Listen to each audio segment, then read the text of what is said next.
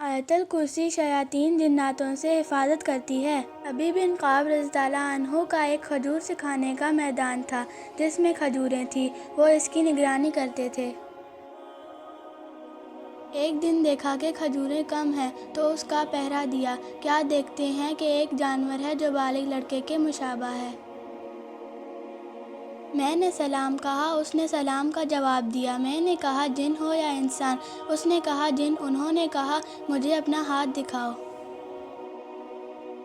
اس نے اپنا ہاتھ دکھایا تو کیا دیکھتے ہیں وہ ایک کتے کی طرح کا ہاتھ ہے اور کتے کی طرح بال ہیں۔ انہوں نے کہا جن کی تخلیق اس طرح ہوتی ہے؟ جن نے کہا جنات جانتے ہیں کہ ان میں مجھ سے طاقتور کوئی نہیں ہے۔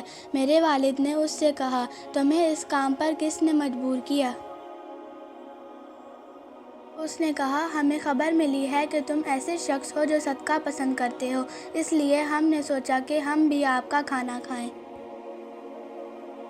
میرے والد نے کہا ہمیں تم سے کون سی چیز پناہ دیتی ہے؟ اس نے کہا آیت الکرسی۔